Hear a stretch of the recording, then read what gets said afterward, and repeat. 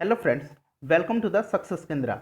दोस्तों, आज की इस वीडियो में हम लोग 66वीं बीपीएससी 2020 के लिए प्रैक्टिस सेट नंबर 6 को डिस्कस करेंगे। फ्रेंड्स, इससे पहले हमने प्रैक्टिस सेट नंबर 1 से लेकर के 5 तक को डिस्कस कर लिया था। अगर आपने उन वीडियोज़ को नहीं देखा है तो उन सब का लिंक मैंने आपकी सुविधा के लिए डिस्क्रिप्शन बॉक्स में दे दिया है, आप एक बार ज़रूर देख लीजिएगा। अगर चैनल पर नए हैं तो चैनल को सब्सक्राइब करके बेल आइकन को जरूर प्रेस कर लीजिए ताकि वीडियो का नोटिफिकेशन आपको लगातार मिलता रहे। तो चलिए फ्रेंड्स, आज का सेशन स्टार्ट करते हैं। फ्रेंड्स, प्रैक्टिस सेट नंबर 5 में आपसे यह अभ्यास प्रश्न पूछा गया था, भारत के पहले मानव युक्त अंतरिक्ष मिशन का प्रस्तावित नाम क्या है।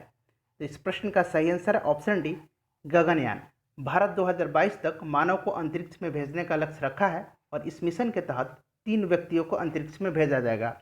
अभी तक रूस, अमेरिका और चीन ने ही मनुष्य को अंतरिक्ष में भेजने में सफलता पाई है। अगर भारत ऐसा कर लेता है तो भारत विश्व का चौथा देश बन जाएगा। फ्रेंड्स, इसी से मिलता जुलता एक प्रश्न आपसे पूछ रहा हूँ, उसका आंसर आप कमेंट देकर जरूर बताइएगा। प्रश्न है, भारतीय अंतरिक्ष यात्री को क्या नाम दिया गया है। आपके ऑप्शन हैं एस्ट्रोनॉट, कॉस्मोनॉट, टेकनॉट या फिर व्योमनॉट। ठीक है फ्रेंड्स, तो चलिए आज का प्रैक्टिस सेट नंबर 6 हम स्टार्ट करते हैं। पहला प्रश्न है कि भगवान बुद्ध के महापरिनिर्वाण के बाद पहली बौद्ध परिषद कहाँ आयोजित की गई थी। तो फ्रेंड, बुद्ध की मृत्यु को महापरिनिर्वाण कहा जाता है और पहली बौद्ध संगीति जो थी यह 483 ईसा पूर्व में राजगृह में हुआ था। याद रखिएगा, 483 ईस्वी पूर्व में राजगृह में हुआ था। ऑप्शन ए जो है इसका करेक्ट आंसर है। इस संगीति के अध्यक्ष थे महाकश्यप और यह अजात शत्रु के शासनकाल में आयोजित हुआ था। द्वितीय बौद्ध संगति 383 ईसा पूर्व में वैशाली में हुआ था और इसके अध्यक्ष साबाकामी थे और यह कालाशोक के शासनकाल में आयोजित हुआ था। तृतीय बौद्ध संगति 255 ईसा पूर्व में पाटलिपुत्र में हुआ था। याद रखिएगा, कहाँ हुआ था, पाटलिपुत्र में हुआ था और इसके अध्यक्ष थे मोगलीपुत्र तीस और यह अशोक के शासनकाल में हुआ था। चतुर्थ बौद्ध संगति ईस्वी की प्रथम शताब्दी में कुंडल वन में हुआ था और इसके अध्यक्ष थे वसुमित्र और यह कनिष्क के शासनकाल में हुआ था। तो ये 4 बौद्ध संगीतियाँ थी, आप इनको अवश्य ध्यान रखिएगा। नेक्स्ट क्वेश्चन देखिएगा। नेक्स्ट क्वेश्चन है कि एंगस्ट्रम किसकी इकाई है। तो फ्रेंड, एंगस्ट्रम जो है ये तरंग दैर्घ्य की इकाई है। ऑप्शन ए जो है इसका करेक्ट आंसर होगा। एक एंगस्ट्रम बराबर होता है 10⁻⁻10 मीटर। आप ये जरूर ध्यान रखिएगा। तरंग दैर्घ्य को लैम्डा से व्यक्त किया जाता है। याद रखिएगा, तरंग दैर्घ्य को लैम्डा से व्यक्त किया जाता है। नेक्स्ट क्वेश्चन देखिएगा। नेक्स्ट क्वेश्चन है कि आवृत्ति को खाली स्थान है में मापा जाता है। तो आवृत्ति को हर्ट्ज में मापा जाता है। ऑप्शन ए जो है सही आंसर है। क्वेश्चन नंबर 4 देखिएगा कि डीएनए की खोज किसने की थी। तो फ्रेंड, डीएनए का फुल फॉर्म होता है डीऑक्सी राइबो न्यूक्लिक एसिड और इसकी खोज 1950 में जेम्स वाटसन और फ्रांसिस क्रिक ने किया था। ऑप्शन ए है इसका राइट आंसर।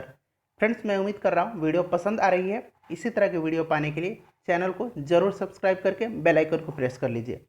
अगला प्रश्न देखिएगा। अगला प्रश्न है कि भारत के निम्नलिखित राज्यों में से किसे चीनी का कटोरा कहा जाता है।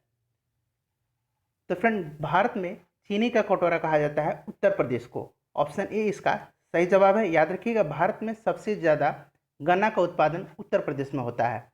अगर प्रश्न पूछा जाए कि विश्व में चीनी का कटोरा किस देश को कहा जाता है, तो याद रखिएगा ये कहा जाता है क्यूबा को। नेक्स्ट क्वेश्चन देखिएगा। नेक्स्ट क्वेश्चन है कि इलेक्ट्रो इंसेफ्लोग्राम ईईजी, याद रखिएगा, का उपयोग किसे मॉनिटर करने में किया जाता है।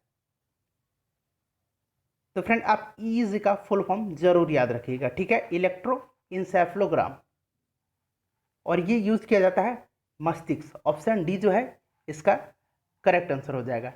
ईईजी टेस्ट दिमाग की विद्युतीय तरंगों और इस अंग में जुड़ी बीमारियों को जानने के लिए किया जाता है। इसी से मिलता जुलता एक और नाम है ईसीजी। याद रखिएगा, ईसीजी का फुल फॉर्म होता है इलेक्ट्रोकार्डियोग्राफी और यह जो है हृदय की बीमारी को जानने के लिए किया जाता है। नेक्स्ट क्वेश्चन है कि आदिवासियों ने किस क्षेत्र में अंग्रेजों के खिलाफ विद्रोह किया था। तो फ्रेंड, ये किया था बिहार में। बिहार में संथाल विद्रोह, मुंडा विद्रोह, ये सब विद्रोह हुए थे अंग्रेजों के दौरान। संथाल विद्रोह के नेतृत्व सिद्धू कानू के नेतृत्व में हुआ था और मुंडा विद्रोह का नेतृत्व बिरसा मुंडा के नेतृत्व में हुआ था। तो ये आप जरूर ध्यान रखिएगा। नेक्स्ट क्वेश्चन देखिएगा। नेक्स्ट क्वेश्चन है, शरीर का तापमान किसके द्वारा नियंत्रित होता है? तो इसका सही आंसर है ऑप्शन बी, हाइपोथैलेमस। हाइपोथैलेमस जो है यह अग्र मस्तिष्क का भाग है और यह अंतःस्रावी ग्रंथियों को स्रावित होने वाले हार्मोन का नियंत्रित करता है। यह भूख, प्यास, ताप नियंत्रण, प्यार, घृणा आदि का केंद्र होता है। तो आप ये जरूर ध्यान रखिएगा। फ्रेंड्स, अगर आपने प्रैक्टिस सेट नंबर 1 से लेकर के 5 तक को नहीं देखा है तो उसका लिंक डिस्क्रिप्शन में है, आप एक बार जरूर देख लीजिएगा। नेक्स्ट क्वेश्चन है कि निम्नलिखित में से कौन NAFTA यानी नाफ्टा से संबंध नहीं है? तो नाफ्टा के बारे में जान लीजिए। नाफ्टा का फुल फॉर्म होता है, यहाँ NAFTA लिखा हुआ है, इसका फुल फॉर्म होता है north American free trade agreement. इसकी स्थापना 1 जनवरी 1994 को हुई थी और यह जो संगठन है यह उत्तर अमेरिका महाद्वीप के 3 देश संयुक्त राज्य अमेरिका, कनाडा और मैक्सिको का है। तो ग्रेट ब्रिटेन जो है इसका इसमें सदस्य नहीं है नाफ्टा का। तो सही आंसर है ऑप्शन ए। नेक्स्ट क्वेश्चन देखिएगा। नेक्स्ट क्वेश्चन भी काफ़ी इंपॉर्टेंट है। प्रश्न है कि निम्नलिखित में से किसने सबसे पहले बड़े पैमाने पर सोने के सिक्के जारी किए? तो फ्रेंड, कनिष्क के समय में, कनिष्क जो कुषाण वंश का शासक था उसके समय में भारत में सबसे पहले बड़े पैमाने पर सोने के सिक्के जारी किए गए थे। तो आप ऑप्शन में देख रहे हैं कि कनिष्क कहीं भी नहीं है। तो इस तरह से देखें तो ऑप्शन ई जो है इसका सही जवाब हो जाएगा, उपरोक्त में से कोई नहीं। नेक्स्ट क्वेश्चन देखिएगा, सही कथन चुने। इसमें जो 4 कथन है इनमें से कौन सा करेक्ट है ये आपको चुनना है। तो सही आंसर इसका ऑप्शन बी, लाल प्रकाश की तरंग दैर्घ्य बैगनी प्रकाश से अधिक होती है। ध्यान रखिएगा, ऑप्शन बी जो है इसका सही आंसर है। नेक्स्ट क्वेश्चन देखिएगा। नेक्स्ट क्वेश्चन है कि सर्वोच्च न्यायालय का एक न्यायाधीश किसे पत्र लिखकर अपने कार्यकाल से इस्तीफा दे सकता है? तो सही आंसर है इसका ऑप्शन ए, भारत के राष्ट्रपति। सर्वोच्च न्यायालय की न्यायाधीशों की जो नियुक्ति होती है वह भी राष्ट्रपति के द्वारा ही होती है। नेक्स्ट क्वेश्चन देखिएगा। नेक्स्ट क्वेश्चन है कि 12वीं पंचवर्षीय योजना के दौरान कृषि और संबद्ध क्षेत्र के लिए निम्नलिखित औसत वार्षिक विकास दर के लक्ष्य में से किसकी परिकल्पना की गई थी? तो ये किया गया था कृषि के क्षेत्र में 4% का, ध्यान रखिएगा 4% का, और विनिर्माण क्षेत्र में 10% औसत वार्षिक वृद्धि दर निर्धारित किए गए थे। तो ऑप्शन सी है 4% कृषि के लिए। अगर आपसे पूछा जाए कि विनिर्माण के लिए, तो विनिर्माण के लिए 10% निर्धारित किया गया था। नेक्स्ट क्वेश्चन देखिएगा। नेक्स्ट क्वेश्चन है कि बख्तियार खिलजी के बिहार आक्रमण का सबसे पहला विवरण खाली स्थान है में है। तो इसका सही आंसर क्या हो जाएगा? सही आंसर है ऑप्शन बी, तबकागत मैं नासिरी। फ्रेंड्स, बख्तियार खिलजी जो था ये कुतुबुद्दीन ऐबक का सहायक सेनापति था और इसी ने ही प्राचीन नालंदा विश्वविद्यालय को ध्वस्त किया था। नेक्स्ट क्वेश्चन देखिएगा। नेक्स्ट क्वेश्चन है कि फ़ारेनहाइट पैमानों पर 40 डिग्री सेल्सियस का मान है। आपको बताना है, ये सारे ऑप्शन जो है ये फ़ारेनहाइट में आपको बताना है कि 40 डिग्री सेल्सियस का मान जो होता है वो फ़ारेनहाइट पर कितना होता है। तो आइए इसको सॉल्व कर लेते हैं। देखिएगा 40 डिग्री सेंटीग्रेड इंटू 9/5 प्लस 32। ठीक है फ्रेंड्स, जब इसको आप सॉल्व कीजिएगा तो ये देखिए 8 टाइम्स में गया, 5 8 जा 40, यहाँ मल्टीप्लाई कीजिए 9 8 जा 72 और प्लस 32, तो ये टोटल कितना आ गया 104 फ़ारेनहाइट, यानी ऑप्शन ए जो है इसका करेक्ट आंसर होगा। नेक्स्ट क्वेश्चन देखिएगा। राज्य लोक सेवा आयोग के अध्यक्ष को खाली स्थान है के द्वारा नियुक्त किया जाता है। तो राज्य लोक सेवा के आयोग के अध्यक्ष और इसके जो सदस्य हैं वो राज्य के राज्यपाल के द्वारा नियुक्त किए जाते हैं। ऑप्शन सी जो है इसका करेक्ट आंसर होगा। याद रखिएगा, राज्य लोक सेवा आयोग के अध्यक्ष एवं सदस्यों की नियुक्ति राज्य के राज्यपाल के द्वारा की जाती है, परंतु इसे हटाने का अधिकार राज्यपाल को नहीं है। इनका कार्यकाल जो होता है अध्यक्ष और इसके सदस्य का राज्य लोक सेवा आयोग के, ये होता है 6 वर्ष या फिर 62 वर्ष की उम्र तक। इनमें से जो भी पहले पूरा हो जाता है उसी के तहत ये अवकाश ग्रहण करते हैं। नेक्स्ट क्वेश्चन है कि सरकार की जो नीति है मेक इन इंडिया, उसका उद्देश्य क्या है? तो फ्रेंड मेक इन इंडिया की शुरुआत कब हुई थी? याद रखिएगा 25 सितंबर 25 सितंबर 2014 को।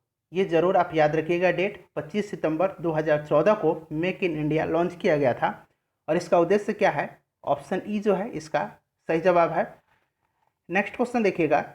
नेक्स्ट क्वेश्चन है कि किस सुल्तान ने राजस्व के रूप में माप के बाद भूमि पर आधी फसलों की मांग की? तो इसका सही आंसर हो जाएगा ऑप्शन सी, अलाउद्दीन खिलजी। अलाउद्दीन खिलजी ने भू राजस्व की दर को बढ़ा करके उपज का आधा भाग कर दिया था, यानी हाफ कर दिया था, आधा भाग। तो ऑप्शन सी जो है अलाउद्दीन खिलजी इसका करेक्ट आंसर होगा। नेक्स्ट क्वेश्चन देखिएगा। नेक्स्ट क्वेश्चन है विद्युत शक्ति की इकाई क्या है? तो फ्रेंड विद्युत शक्ति की इकाई है वाट। ऑप्शन डी जो है इसका सही जवाब हो जाएगा। मशीनों की शक्ति को अश्व शक्ति यानी हॉर्स पावर में व्यक्त किया जाता है। एक हॉर्स पावर बराबर कितना होता है? ये जरूर याद रखिएगा 746 वाट। ठीक है फ्रेंड्स। नेक्स्ट क्वेश्चन देखिएगा। नेक्स्ट क्वेश्चन है कि लोकसभा का सदस्य चुने जाने के लिए किसी व्यक्ति को खाली स्थान है से कम नहीं होनी चाहिए। तो न्यूनतम कितनी आयु होनी चाहिए? ये होना चाहिए 25 वर्ष। ऑप्शन सी जो है इसका सही जवाब होगा। नेक्स्ट क्वेश्चन देखिएगा। नेक्स्ट क्वेश्चन है कि 2011 की जनगणना के अनुसार भारत में महिला साक्षरता दर थी। तो फ्रेंड 2011 की जनगणना अनुसार अगर ओवरऑल साक्षरता बात करें तो ये था 74%।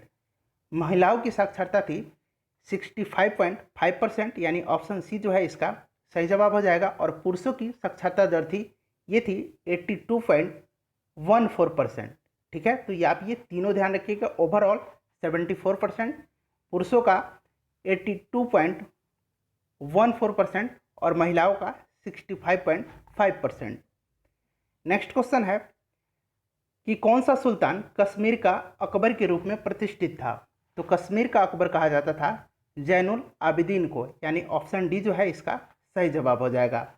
नेक्स्ट क्वेश्चन देखिएगा। फ्रेंड्स वीडियो अगर पसंद आ रही है तो वीडियो को लाइक कीजिए और दोस्तों के साथ शेयर जरूर कीजिए। फ्रेंड्स काफ़ी मेहनत लगता है, प्लीज़ वीडियो को शेयर जरूर कीजिएगा। प्रश्न पढ़िए। आइंस्टीन को खाली स्थान है के लिए नोबेल पुरस्कार मिला था।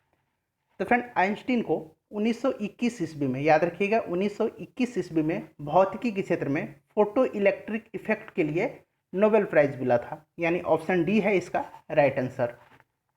नेक्स्ट क्वेश्चन है कि किसी राज्य के राज्यपाल को खाली स्थान है द्वारा नियुक्त किया जाता है। तो फ्रेंड किसी राज्य के राज्यपाल को भारत के राष्ट्रपति के द्वारा अनुच्छेद 153 के तहत नियुक्त किया जाता है। याद रखिएगा अनुच्छेद 153 के तहत। नेक्स्ट क्वेश्चन पढ़िएगा। नेक्स्ट क्वेश्चन है कि निम्नलिखित में से कौन नीति आयोग का सीईओ है? तो फ्रेंड वर्तमान में नीति आयोग के सीईओ कौन है? ये है अमिताभ कांत। ऑप्शन ए है इसका करेक्ट आंसर। नीति आयोग का फुल फॉर्म ध्यान रखिएगा national institution for transforming India, और इसकी स्थापना 1 जनवरी 2015 को योजना आयोग के स्थान पर की गई थी। अगर बात करें, प्रश्न पूछा जाए कि प्रथम उपाध्यक्ष कौन थे नीति आयोग के, तो याद रखिएगा अरविंद पनगड़िया। वर्तमान में कौन है? राजीव कुमार हैं प्रथम, माफ कीजिएगा अध्यक्ष, उपाध्यक्ष। ठीक है, भारत का प्रधानमंत्री नीति आयोग का अध्यक्ष होता है। अगर बात करें कि प्रथम सीईओ कौन थे, अगर प्रश्न पूछा जाए कि नीति आयोग के प्रथम सीईओ कौन थे, तो प्रथम सीईओ थे सिंधु श्री खुल्लर और वर्तमान में अमिताभ कांत है। ठीक है, और प्रथम उपाध्यक्ष अरविंद पनगड़िया थे और वर्तमान उपाध्यक्ष राजीव कुमार है, और भारत का प्रधानमंत्री यानी नरेंद्र मोदी इसके अध्यक्ष हैं। नेक्स्ट क्वेश्चन पढ़िएगा। नेक्स्ट क्वेश्चन है कि बंगाल और बिहार में भूमि पर किराएदारों के अधिकारों को बंगाल टेनेंसी एक्ट द्वारा कब मान्यता दी गई थी? तो फ्रेंड बंगाल टेनेंसी एक्ट जो है ये 1885 ईस्वी में पारित हुआ था, और इस समय वायसराय लॉर्ड डफरिन था। लॉर्ड डफरिन के शासनकाल में कुछ महत्वपूर्ण घटनाएं हुई हैं, उनको जरूर याद रखिएगा। सबसे पहले याद रखिएगा 28 दिसंबर, ये डेट याद रखिएगा 28 दिसंबर 1885 ईस्वी को इंडियन नेशनल कांग्रेस यानी भारतीय राष्ट्रीय कांग्रेस की स्थापना। उसके बाद Bengal tenancy act, Awadh tenancy act तथा पंजाब टेनेंसी एक्ट इसी के समय पारित हुआ था।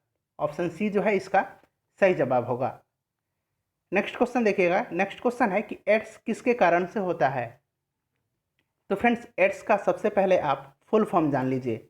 एड्स का फुल फॉर्म होता है एक्वायर्ड इम्यूनो डिफिशियंसी सिंड्रोम, और यह जो है HIV वायरस से होता है। एड्स जो है HIV नामक वायरस से होता है और इसका लक्षण है रोग प्रतिरोधक क्षमता नष्ट हो जाना। इस बीमारी से प्रतिरक्षा प्रणाली प्रभावित होता है। HIV वायरस के टेस्ट के लिए इसकी जो जानकारी है, इसके लिए एलिसा टेस्ट किया जाता है। ये याद रखिएगा, एलिसा टेस्ट। ठीक है फ्रेंड्स, तो एड्स किसके कारण से होता है? वायरस के कारण से होता है। नेक्स्ट क्वेश्चन ध्यान से पढ़िएगा कि भारत के संविधान के किस अनुच्छेद में लोकसभा में अनुसूचित जातियों के आरक्षण का प्रावधान किया गया था? तो फ्रेंड, इसका सही आंसर है ऑप्शन ए, अनुच्छेद 330। और इस अनुच्छेद के तहत लोकसभा में 84 व्यक्तियों का, माफ कीजिएगा, 84 स्थान आरक्षित किए गए हैं। कितने? 84 स्थान। नेक्स्ट क्वेश्चन पढ़िएगा। नेक्स्ट क्वेश्चन है कि बिहार भारत में एक अलग प्रांत कब बना? तो ध्यान से सुनिएगा, 1 अप्रैल 1912 को, 1 अप्रैल 1912 को बिहार और उड़ीसा जो हैं ये बंगाल से अलग हुए हैं। लेकिन ये बिहार जो है ये अलग प्रांत अभी नहीं बना था, इसमें उड़ीसा सम्मिलित था। ठीक है फ्रेंड्स, 1 अप्रैल, फिर से याद रखिएगा, 1 अप्रैल 1936 को बिहार और उड़ीसा दोनों एक दूसरे से अलग होते हैं और एक अलग अलग स्वतंत्र प्रांत बन जाते हैं। ये डेट आप जरूर याद रखिएगा, 1 अप्रैल 1936 को बिहार एक स्वतंत्र प्रांत बना है। तो देखिएगा 36 इसमें कहीं भी नहीं है, 1936। तो ऑप्शन ई जो है उपरोक्त में से कोई नहीं इसका सही जवाब होगा। नेक्स्ट क्वेश्चन पढ़िएगा फ्रेंड, दबाव की इकाई क्या है? तो दबाव की इकाई क्या है? न्यूटन वर्ग मीटर, यानी न्यूटन मीटर स्क्वायर आप कह सकते हैं। ऑप्शन ए जो है इसका सही जवाब है और इसी को पास्कल कहा जाता है। याद रखिएगा, इसी को पास्कल कहा जाता है। नेक्स्ट क्वेश्चन है कि भारत के महान न्यायवादी को खाली स्थान द्वारा नियुक्त किया जाता है। ये खाली स्थान है, बताना है कि किसके द्वारा नियुक्त किया जाता है। तो भारत के महान न्यायवादी को भारत के राष्ट्रपति के द्वारा नियुक्त किया जाता है। ऑप्शन बी जो है इसका सही जवाब है।